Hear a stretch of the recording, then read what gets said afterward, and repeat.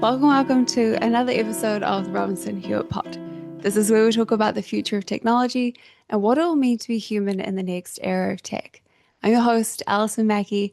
I'm a futurist, anthropologist of emerging technology, and founder of RobinsonHewitt Consulting. Welcome. So today's topic is one that is very close to my heart and one that we've been building in the background at RobinsonHewitt for a little bit, but also something that is central to life, even if we forget about it in our day-to-day lives. Today, we're talking about water, the future of water, the history of water, and the current mismanagement of water, and the very real possibility that we can get it right so long as we're no longer in scarcity, but in true abundance when it comes to water. And on that note, I'll be sharing something that we've been working on behind the scenes at RHC. It's our first in-house venture, the Water Project, which is my dream to help make drinking water accessible and equitable to everybody. So there's a lot in today's episode, so buckle up and let's get into it. And one note at the top of the episode, for those who caught one of our last episodes on smart cities, some of what we talk about today is going to connect back to those ideas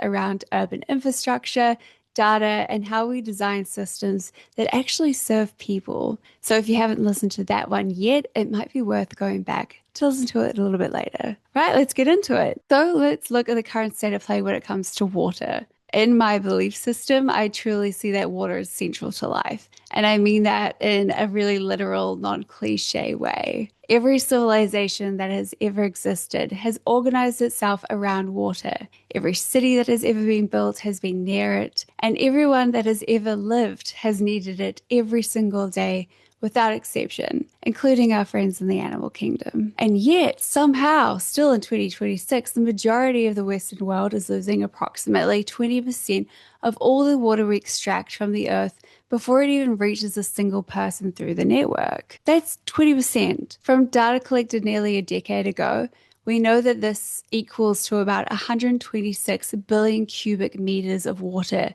every year. And it's lost to leakages, to aging pipes, to infrastructure that nobody is watching closely enough, to systems that were built without any real way of knowing what's happening inside of them. And if we were to put this into a financial cost, that loss is around 39 billion USD annually. But honestly, if we compare that to today's inflation, that could exceed around 50 billion USD. And that is just water that utilities know how to estimate. A lot of it is simply disappearing through undetected, unmeasured, and unaccounted for water losses. And one of the biggest points I want to drive home about the water crisis is that the World Health Organization says that the minimum amount of water a person needs per day to sustain life is around 50 to 100 liters. And the amount that we're losing globally to system inefficiencies alone is 77 liters per person per day. So essentially, we're losing an entire human life's worth of water every single day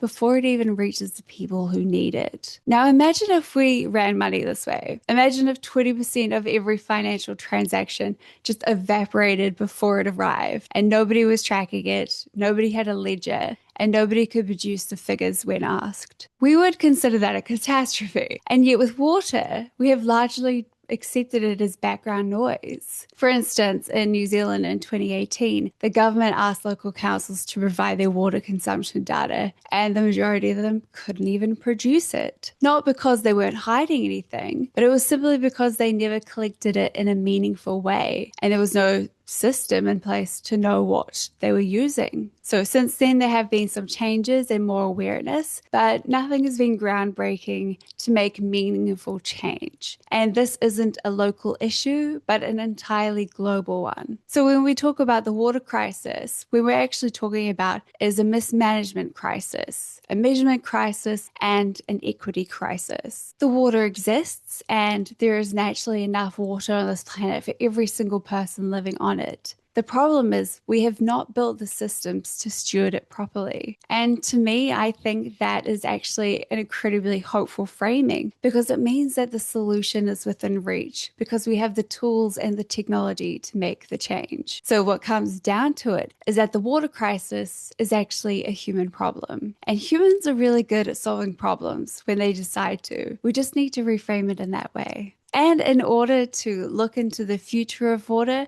we have to take a little look back in time to notice the patterns, to see how we got here today. And water has one of the most extraordinary histories of any resource that we've ever tried to manage. The Romans are a great place to start, and for good reason. The Roman aqueduct system was one of the most sophisticated pieces of infrastructure the ancient world ever produced. At its peak, Rome had 11 major aqueducts supplying the city with somewhere in the region of 1 million cubic meters of water per day. They built fountains, public baths, latrines, and irrigation systems. Water was a civic infrastructure, and it was a statement about what a society believed it owed its people. The fact that you could walk through a Roman city and access clean running water was, for its time, a radical act of social design. But even the Romans had their blind spots. The distribution of water was not equal. Wealthier households had private connections,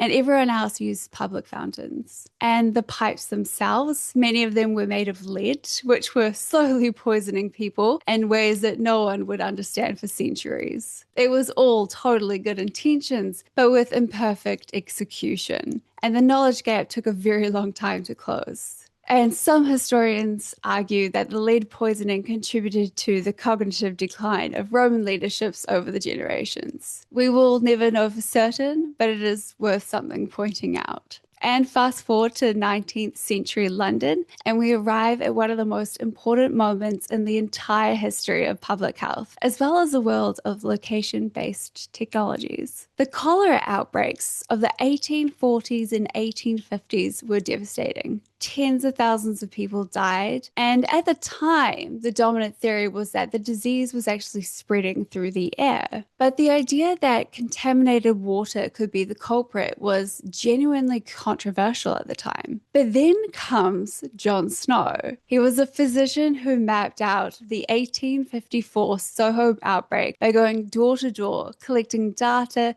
plotting cases on a grid, and tracing them back to a single water pump on Broad Street. He removed the pump handle and the outbreak stopped. It was one of the first examples in history of spatial data being used to solve public health crisis, and it fundamentally changed how we think about cities, infrastructure, and the link between environment and human well-being, as well as the importance of mapping data to find patterns. What Snow did was not just medicine, but it was information design and showed clearly the argument that we cannot manage what we cannot measure. And that argument is relevant today as it was in 1854. We are still, in many ways, working with the equivalent of a city map with no data on it. But the deeper pattern across all of this is the history of migration. Humans have always moved towards water and moved away when the water systems failed them. Civilizations in the Fertile Crescent, the Indus Valley, ancient Egypt, Mesopotamia, all of these societies organized their entire existence around access to fresh water. And when a drought came, when the rivers shifted, and when resources were contaminated or overused, people began to move. And the communities that survived were not necessarily the ones with the most water. They were the ones who learned to manage what they had most intelligently. So the lesson that history keeps offering us is that resilience is not just about abundance, but it's also about stewardship. And sometimes we have to go through an era of scarcity in order to reorganize our resources towards abundance. So let's take a little look into the future of water and what my insights are telling me. So where does this all lead? What does the future of water actually look like if we can get it right? So there is this version of technological development that is becoming more and more visible, where the focus shifts from making life faster or automated and moving towards having foundations that are restorative, resilient, and having systems that work with the natural processes rather than against them. So if we apply this to water, that future is already being prototyped in pieces around the world today. So atmospheric water generation is one of the technologies that I find really fascinating. And a pilot was conducted at a children's home in Kenya that provided 50 liters of water per day entirely from humidity extracted from the air. There's no pipes, no treatment plant, no centralized infrastructure, just a building pulling moisture from the atmosphere and converting it into clean and drinkable water. So this technology isn't science fiction and is a testament to the concept of regeneration in real time. And that technology exists today. It just needs scale, investment, and the political will to deploy it further. There's also desalination that has been the expensive, energy-hungry option for a while, where we turn salt water into clean drinking water. But another option is solar desalination, which I believe is changing the game. We also have nanofiltration membranes that are getting more precise and far less wasteful. And there is a textile plant in India that is meeting 90% of its water needs from recycled water, which an industry historically known for its catastrophic water use is a remarkable shift. And then there's a broader architectural vision where buildings and communities that generate their own water recycle what they use and integrate waste back into the system as an input rather than an output. Here we see that water, energy, food, they're not separate systems and they are deeply interconnected. And we've said this in the Smart Cities episode, that the future of infrastructure that works best will be the one that treats all of these systems as a connected whole. So with buildings that recycle grey water, having energy systems that power local purification, and our agricultural systems that close the loop on nutrient cycles, including water, when they all come together and it works, it's perfect. And I was also reminded of the documentary Brave Blue World, which is well worth your time to take a look at. And it makes the case that technologies that we need already exist. The barrier that I utterly agree with that the documentary makes is that the only barrier is political will, investment, and behavioral change. And I think that's largely right, though I would add one more thing to that list. As a technologist, I would also say data. Because you cannot make good political decisions or good investment decisions or good behavior change without information.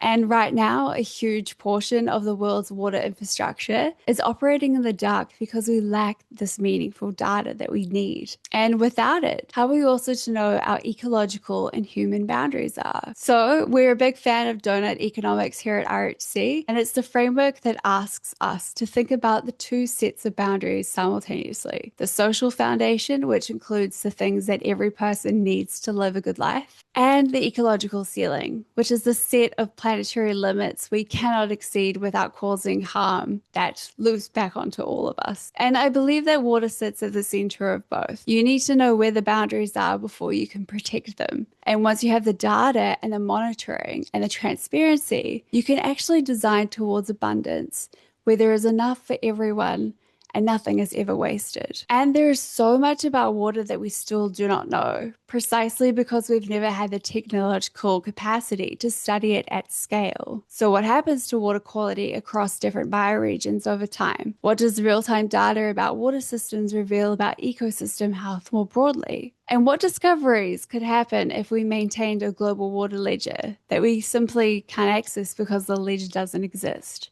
yet? And that's one of the things that we're building towards, an open water data infrastructure that can eventually answer the questions we don't know how to ask yet. But some of those ideas will have to remain behind the scenes until we're ready. Which brings me to what we're actually doing about it. So the Water Project at RobinsonHewitt, it's our first in-house venture, and it comes out of a very simple question I had many years ago. How do the unbanked of the world pay for water? And of course, it's grown since then. We now have the tools to manage water intelligently, and the vision for what equitable, regenerative water stewardship could look like now exists. What's missing is a system that connects those things in a way that communities, utilities, regulators, and individuals can all use. So while we're still in R&D, I'm not going to give away everything that we're working on, but here is what I can share. We are developing an integrated modular system built around smart ultrasonic metering technology. These are high-precision devices that measure water flow in real time with no moving parts, because if there's moving parts, then things can fail, and failing meters are a good part of why we have no good data. The system also includes advanced leakage detection that can identify even minor losses across the network before it we have catastrophic losses. And it is built on secure digital infrastructure platforms that prioritize data, integration, transparency, and community access. And the last part is important. One of the things that often goes wrong in infrastructure projects is that the data ends up on a dashboard somewhere that only engineers and executives ever get to look at. But we're designing this differently. The system includes community-facing applications so that local stakeholders can participate in data collection and actually see what's happening within their own water system. The idea is about community ownership, not just community consultation. We are also developing ecological bioregional dashboards with interfaces that reflect the specific ecological, cultural, and governance context of each place the system is deployed. Because the water in Auckland is not the same as the water in Nairobi, Bangalore, or even in the Amazon basin. So the technology needs to understand that, and the governance design needs to also understand that, and the communities that are using this should be able to see themselves within it. So the vision behind all of this is a world where water stewardship is transparent, participatory, and regenerative, where water is understood as the living foundation of healthy communities and ecosystems, not just a utility to be billed for, and where the data that we collect doesn't just tell us how much water we're using today, but also builds towards the kind of insights that could genuinely change what we know about water for the next few decades and beyond.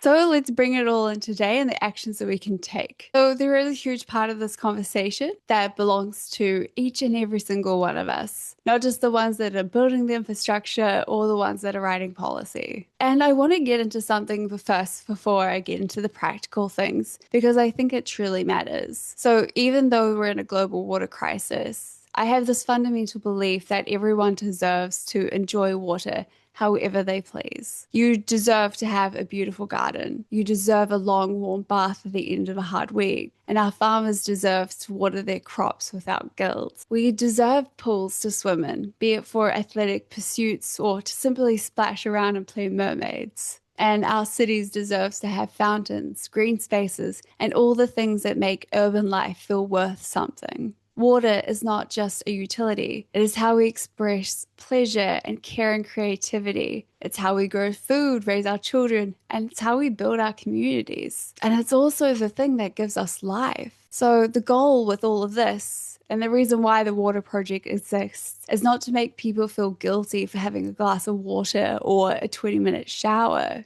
It's to build systems good enough that no one ever has to feel deprived for something that feels human. So the problem is systemic mismanagement and not a personal consumption one. And the sooner that we can move the conversation away from the individual guilt and towards collective accountability, I think it's for the better. So that means keeping pressure on large corporations about their water use and their toxic waste. It means asking governments and local councils what their actual water data shows and why, because in so many cases they still cannot answer that question. And that is where the load should sit. That being said, there are still some very real things each of us can do every day, and they're worth doing because small shifts all compound. And I want to reframe this as more of gratitude for water and not as punishment. So the basics are the basics, and you probably already know them. Turn the tap off while you're brushing your teeth. Run a full load of laundry rather than half loads. A shorter shower does make a difference